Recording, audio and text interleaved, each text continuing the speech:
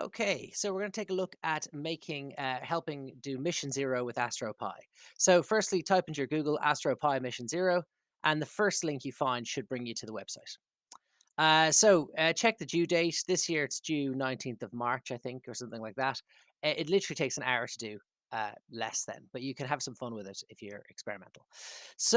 Right, here we are on the homepage of the ESA, European Space Agency. You'll see that there is a mentor sign up. That's for teachers. Okay, so teachers, you have to need to go down that path to sign it up.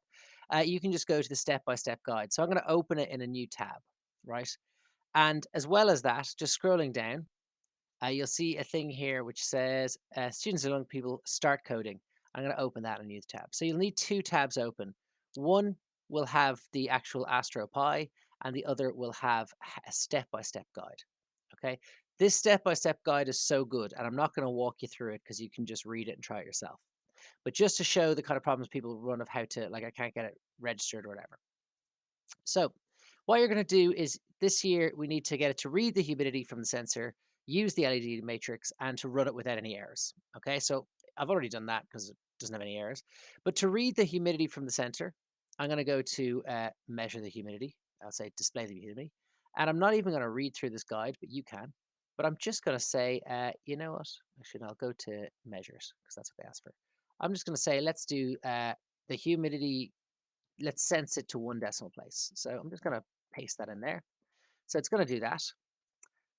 Okay, we're going to say show it. Okay, show it as a string, which just means a bunch of individual characters.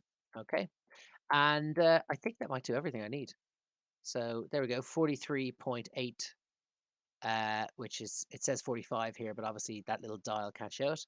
Now let's just have a check. It read the humidity, it used the LED matrix, and it ran with any errors. It took 3 seconds. That's it. That's all you need to do to get eligible for the space station. So now your classroom code you'll get from your teacher. It's usually two words together, random words like hamster dash piano. Okay, um, which it is not a classroom code because I just made it up, which is good. I didn't just randomly put it as someone else. Your teacher will give you a code. Okay, so that once you have it done, you submit.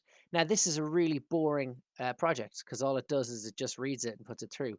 This is your chance to be a bit experimental, to have fun, and to look through this guide of how to add some extra things. So, particularly cool is displaying an image, and they do it very well in this guide of how to make different colors and how to create your own pictures. Okay, so in this case, they uh, they create this picture, which you see up here. Okay. But what you can do if you want some inspiration is if you type 64 pixel art into Google, okay, you will see if you go to images. Now, you want to go for the really simple stuff because that's what you're kind of looking for.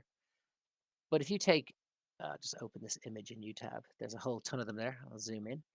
But you can actually make different images yourself uh, into the into the Astro Pi mission thing. So you could look at this, say, "Oh, I want to make a cowboy." Well, then there you go. There's the colors you kind of need. Someone's done the design for you. You just need to copy it. And if you go through, there are tons. Like this person here has made maps. Okay, you can actually make maps. I know it might look like there's houses and a greenery. This person here has made different items.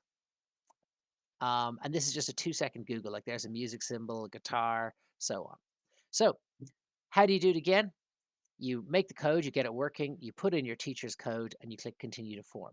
Once you click continue to form, it'll ask you for your team name. If you're doing it alone, just give yourself a cool name and your first name. Okay. It doesn't ask for any other details. So just your first name of each person on your team. And that's about it. Best of luck and good luck getting your program onto the space station. And now to stop my video.